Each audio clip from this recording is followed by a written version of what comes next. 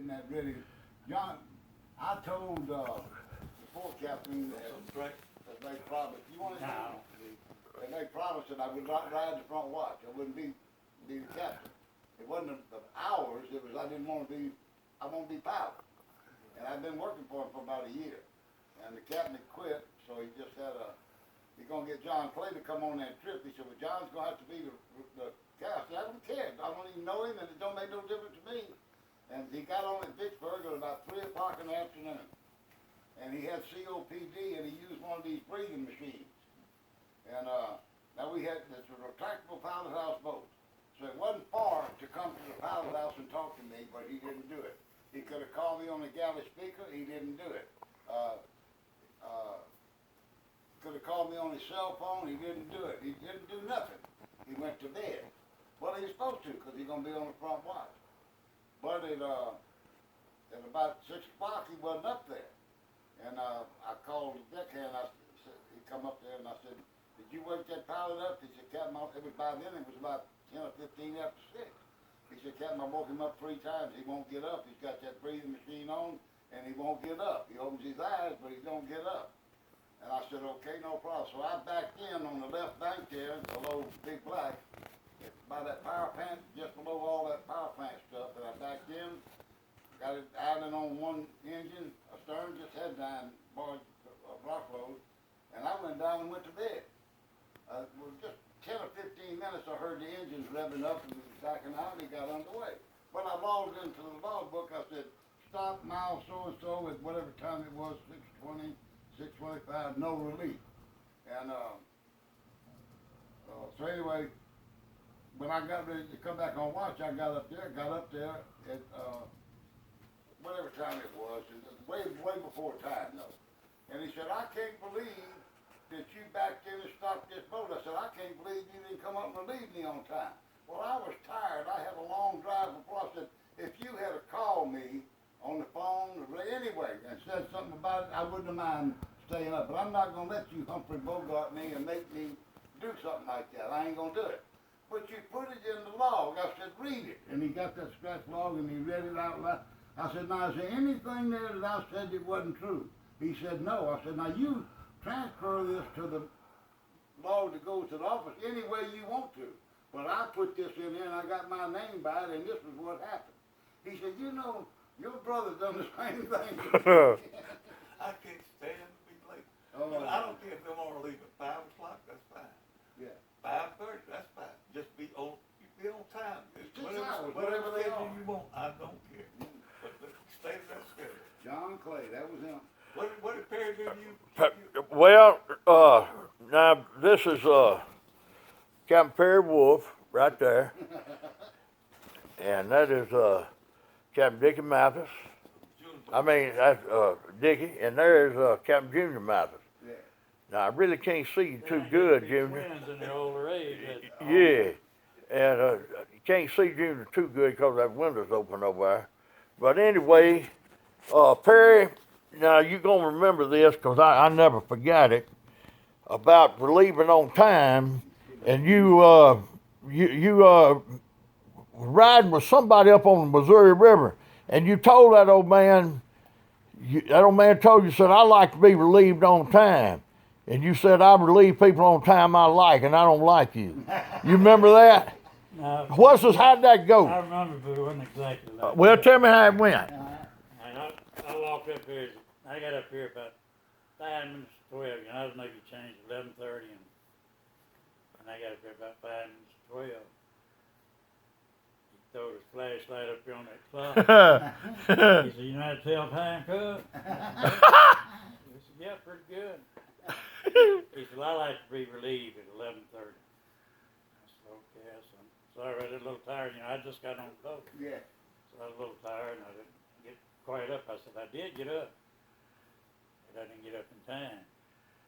Anyway, the next morning, he come up here about, I don't know, about 5 minutes to 6. But I didn't say anything, you know. I don't know. And I got up here the next day at 11:30. He come up here about 5 minutes to 6 again. And I said, hey man, can you tell time? He said, yeah, pretty good. I said, well, whenever And if I relieve somebody at 11:30, I want them relieving at 5:30. Yeah. That's the way it is. And next time you don't come up here on time, I'm gonna stop. At least I'm the captain on this boat.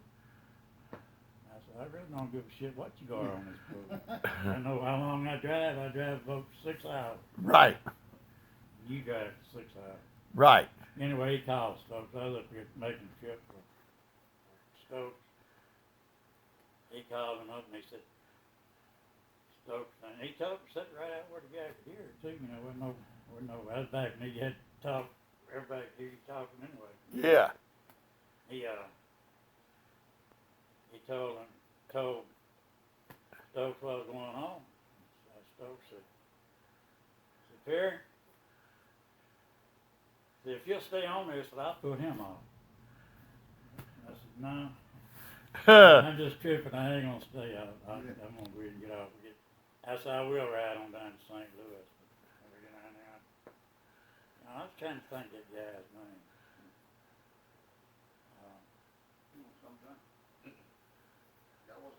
I'm like you. I want to relieve. I don't care what time you want to relieve. And Dicky and Jody, I was on that.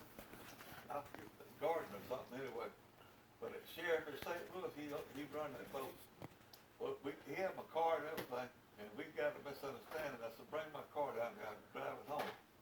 And Dicky and Jody said, we'll go. I said, no, I don't need nobody to go with me. I quit. I go by myself. I went on home. Right. But that sheriff owned that company. He sent me a check. I waited for my check the day or two late. And I looked at it. It was right. The amount was right, but it wasn't no signature on it. So, what was it? I can't say it. Anyway, I signed his own name to it. It was by a check, my name's on it. Yeah. So anyway, I never heard a word, but that check went right on through. Uh, But he was going to punish me.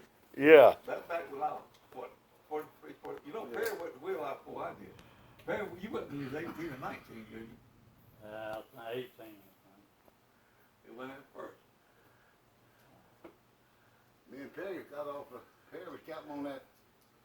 It wasn't no Linda S, was it? Till we went on the Tennessee River. We come out and that man hadn't paid us or nothing. It was snow and ice everywhere. I was a little single screw direct reversible boat. Oh, okay.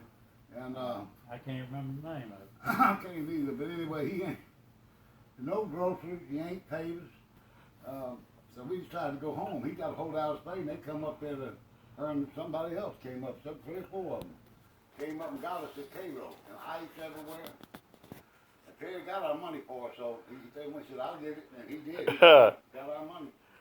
Me and Jim went to work for Pete Pegger, I think, on that St. Louis, not St. Louis, but Wood River Fuel Service, wintertime. And we took the girls up there with us anyway, Jeanette. Anyway, the ice got so tough, and Jimmy said, I'm going back home. They said, Junior, I said, I'm going home too. So he gave us, it was $13 to ride a bus from St. Louis or Wood River to Greenville. He gave us that, he gave us like $20 extra. I wasn't even working, I was up there going, fill in. Yeah. Anyway, me went partying that night. Jimmy, how much money you got? I said, Jimmy, I ain't got no. He said, I've been watching you. You ain't spent that money. How much money you got? I said, Jimmy, I got just enough for me and you to ride that bus to Greenville, Mississippi. Yeah. I said, he said, come here. Walked through. He said, you see that? That's snow falling. I said, yeah, it's snow. He said, people got a heart. They'll pick us up. We spent money. Had to walk to St. Louis. We tried to hitchhike. We walked from Wood River to St. Louis and walked up to the south of St. Louis and was out there hitchhiking. I was fussing at something else and Jimmy said, shut up. I said, well, Jimmy, hey, shut up, put your thumb back out there. We had 2 or 3 pair of pants on. You know how we didn't have much money, and we wound up over in the middle of Arkansas, somewhere at a barbecue place, and it was up on kind of an incline. When we finally got this ride, and the guy said, you're hungry, we about to starve to death. So we pulled up there, and we walked in to eat, and somebody come to the door and says, is that your car out there in the house? The car that slid down went out the middle of the highway. We got on so we wound up calling Carl Ray and John Allen to come get us. But Jimmy said, look, you see, people got a heart. Yeah. I said, Jimmy, they got a heart. That's what it was. Shut up, put your thumb Oh, man, it was cold. Oh, boy, boy. Well, I tell you what, you broke me from hitchhiking with dark-headed people. Back when I was young, we was hitchhiking from Salt Lake. Yeah. Shit, we couldn't get a ride. And I've hitchhiked Salt Lake just They won't pick me up. just like that, Virginia. Wouldn't do it. It was, I don't know. We got hung up in Crossett, Arkansas for a day and a half and went to sleep that night. And I found it during this night. I got so I put my head over. Next morning, it started raining. It was a cow paddock. Man, you talk about. But we It was a could, pretty green spot to have oh, man. Don't hitchhike with a dark-headed man. Jimmy got a ride. He went on off and left us. Yeah, well, Yeah, he yeah. got home with that woman had a machete. Oh, God. She had all kind of little trinkets, and she'd get to a bar room or pool all up. She'd throw herself all out of gear. And she'd go in there hollering and everything, and stuff cost 10 cents. She'd sell it for like $1 or something that people felt sorry for her. Yeah. What it was, one guy would hitchhike, other two going down the road. Jimmy called a ride with her, so I about picking up with two brothers down here. Well, she said, I ain't thinking, she was sharp now. She'd been down the road.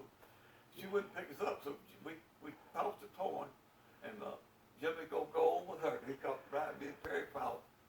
Anyway, he said that she was sleeping in the car, and he knew she was asleep. He saw that big old wad of money she had. Yeah. And it was summertime, and he eased up to her. She come up with, what you doing, boy? He said, nothing, I said, you. Oh, Oh, Lord. I never so glad she grabbed him my whole life. Yeah, it took us a while. I got a date with a pretty girl out there.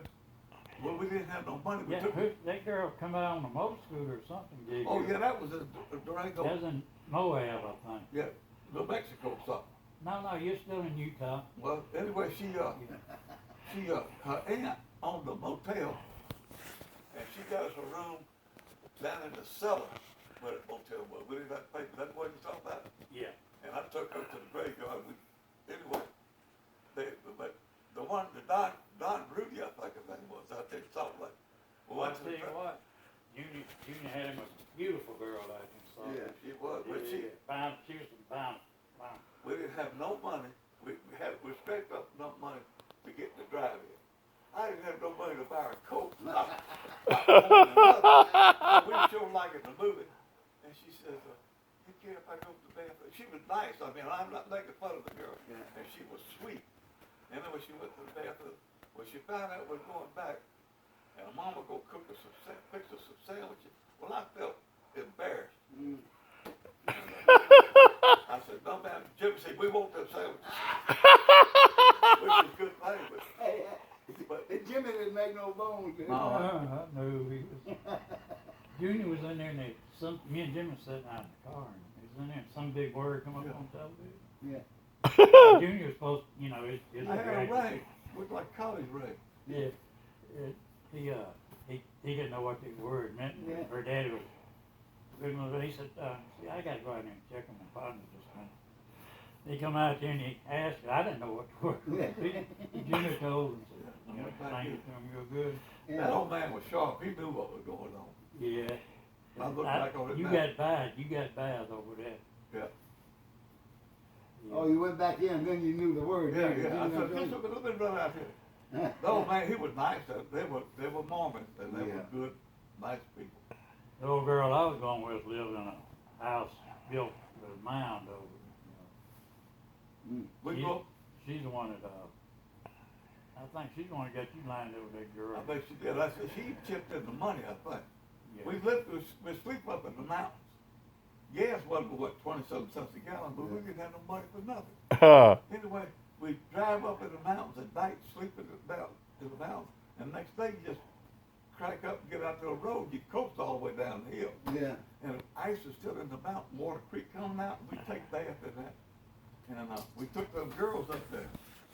Harry took one up and said, boy, sure would be nice to live up there. I said, yeah, it would. And that's where we were living. And good with Jimmy said, we want want this down. Yeah, Jimmy said, let me walk this down. And we picked up a hitchhiker.